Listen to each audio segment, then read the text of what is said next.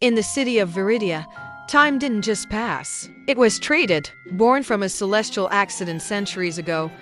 Viridia existed in a pocket of reality where seconds were tangible. You could hold a minute in your palm like a smooth river stone, warm and humming with potential. The wealthy hoarded centuries in vaults, living in slow-motion palaces where a single sunset lasted a decade. The poor, however, lived in the flicker, a frantic, blurred existence where they sold their tomorrows just to buy enough today to eat. Elara was a mender. She didn't trade time. She fixed it. Her shop, the Gilded Tick, was tucked away in an alley that only appeared when the clock tower struck 13, a sound that happened only once a year. Inside, shelves groaned under the weight of broken hours, jagged shards of regretted moments, tangled knots of anxiety, and dusty vials of forgotten afternoons. One rainy Tuesday, a man entered who didn't belong. He wore a coat woven from midnight shadows, and where his face should have been, there was only a smooth, polished mirror reflecting Elara's own surprised expression. "I need you to fix something that was never broken," the man said. His voice sounded like pages turning in an empty library. Elara adjusted her spectacles, which had lenses made of frozen dew. "Everything breaks eventually, stranger. Even silence cracks under pressure. What do you have?" The man placed a small, pulsating orb on the counter. It wasn't gold or silver like the usual currency. It was black, absorbing the light around it. Yet inside, a tiny, impossible spark of violet fire danced. "This is the first second," the man whispered. "The moment before the universe began. Someone stole it from the void and hid it here, in Viridia. But it's leaking." Elara leaned in. The air around the orb felt heavy, thick with the scent of ozone and ancient stars. "Leaking? What happens if it leaks?" "Time unravels," the man replied calmly. "Not just in Viridia, everywhere. Yesterday will forget tomorrow. Causes will lose their effects. You might wake up as a child, then an old man, then a ghost, all in the span of a heartbeat. The story of existence will lose its plot." Elara's hands trembled. She had spent her life repairing the small fractures in people's timelines, helping them reconcile with lost minutes. She had never faced the end of the narrative itself. "Why bring it to me?" she asked. "Because you are the only one who doesn't hoard time," the mirror-faced man said. "You understand that time isn't meant to be kept. It's meant to be spent. The orb is suffocating in this city of hoarders. It needs to be returned to the beginning."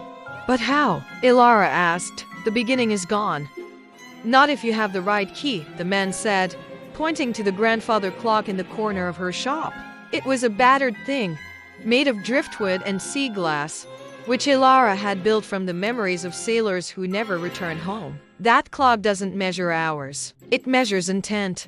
The floor beneath them shuddered. Outside the window, the rain froze in mid-air, then began to fall upward. A pigeon flew backward, unscattering into a flock.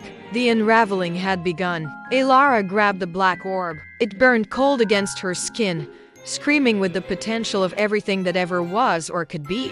She rushed to the driftwood clock.